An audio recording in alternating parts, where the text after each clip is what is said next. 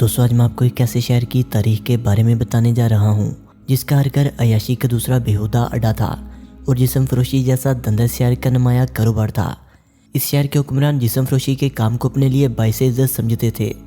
इनकी औरतें भी मर्दों की तरह हमजिन्स जैसी दलदल में फंस चुकी थी, हत्ता कि जानवर और मासूम बच्चे भी सरेआम इस गुनाह का शिकार होने लगे।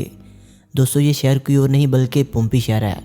यानी आज मैं आप लोगों को पोम्पी शहर के बारे में एक से बढ़कर एक शर्मनाक और दंग कर देने वाले हकाइक बताने वाला हूँ। दोस्तों वीडियो बहुत इंटरेस्टिंग होने वाली है, इसलिए वीडियो को शुरू से लेकर आखिर तक ज़रूर देखिएगा। दोस्तों पोम्पी शहर एक कदीम शहर था जो मौजूदा मुल्क इटली के इलाके कंपानिया में नेपल्स के करीब वाक़या था। ये शहर 7वीं सदी ईस्वी के दौरान आबाद हुआ था, मगर मुख्तलिफ अदारों में मुख्तलिफ कौमों के ज़ेर निगरान रहने के बाद आखिरकार ये रोमन एम्पायर के तसल्लुत में आ गया। रोमन एम्पायर के तसल्लुत में आने के बाद इस शहर ने तरक्की की ऐसी मंजिल तय की कि दुनिया देखते ही दंग रह गई, क्योंकि इस शहर का नाम बहुत कम वक्त में दुनिया के अजीम तरीन शहरों में आने लगा था। ये एक मुमताज़ तजारती मरकज़ भी बन गया। लेकिन इस शहर के अमीर मुकीम जिन्हें कुदरत ने खुशहाली से नवाज रखा था, इन्होंने इस शहर में गुनाहों की वो बुनियाद रख दी जिसकी वजह से इस शहर को कुदरत ने न सिर्फ किस्सा माजी बना दिया बल्कि आने वाली नस्लों के लिए भी इबरत का निशान बना दिया।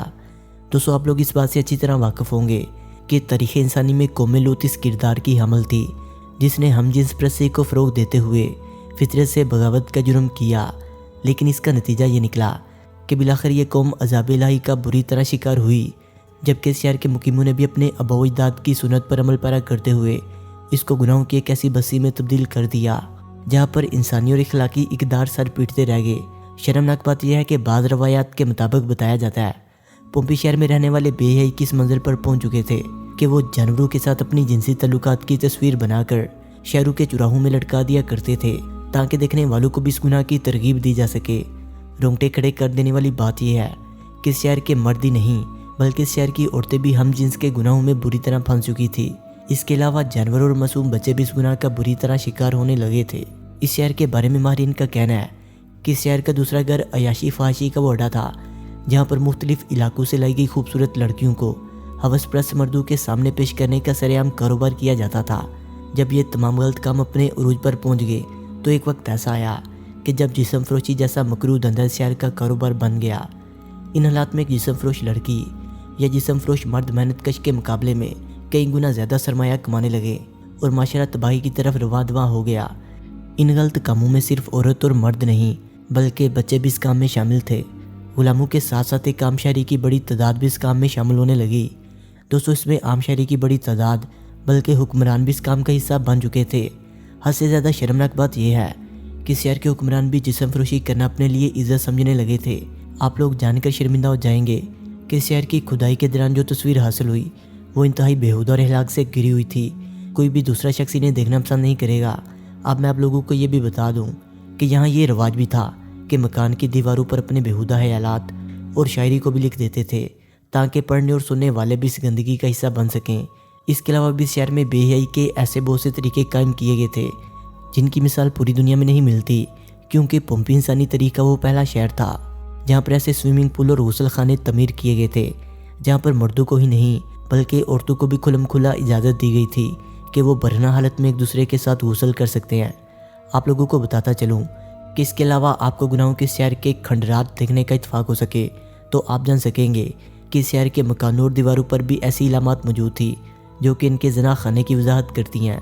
इनकी माशियत देखते हुए इंसान सोचने पर मजबूर हो जाता है कि आखिर गुनाहगार ज़िंदगी की हद कहाँ जाके ख़त्म हो सकती है। यानी शहर की तमाम बयान करदा बुराइयों पर यह कहानी ख़त्म नहीं होती। ऐसा इसलिए है कि हर घर में बुराइयों का अड्डा होने के बावजूद इसके मरकज़ में एक ऐसी इमारत तमीर की गई थी जिसको बड़े जिस्म फरोशी की जगह होने का एजाज़ हासिल था।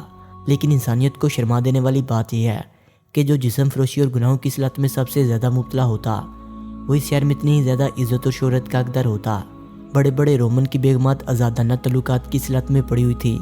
शर्मनाक बात यह है कि ऐसे काम पर शर्म तो दूर उल्टा फ़र महसूस किया जाता था। इस इमारत को दुनिया कदीम की सबसे बड़ी जिस्म फरोशी का अड्डा तस्लीम किया जाता है, जो कि ये 2 मंजिला इमारत थी। नीचे वाला हिस्सा आम लोगों के लिए महसूस था जबकि ऊपर वाला हिस्सा शहर के अमीर लोगों के लिए महसूस था। यहाँ पे बेहयाई की महफिलें सजाई जाती थी जिसकी कहीं मिसाल नहीं मिलेगी। इन महफिलों में बाप बेटी और बहन भाई तक एक ही हमाम में एक साथ नंगे नहाकर शर्फ इंसानियत का मजाक उड़ाया करते थे।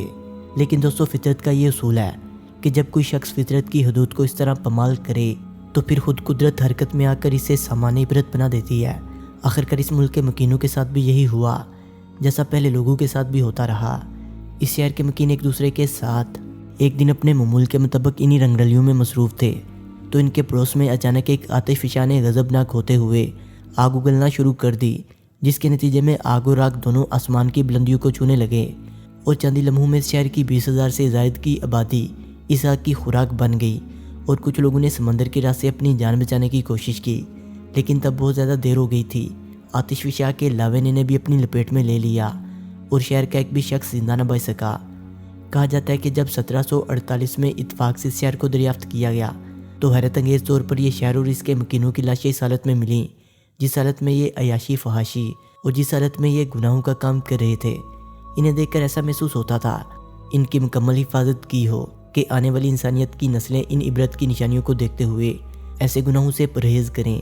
لیکن افسوس آج پوری دنیا ان گناہوں کا شکار ہو چکی ہے جن گناہوں کا شکار یہ قوم تھی۔ تو دوستو یہ تاریخ تھی اس شہر کی جنہیں شرم ترین اور گھٹیا کام کرنے کے بعد عذاب الہی کا شکار بنا۔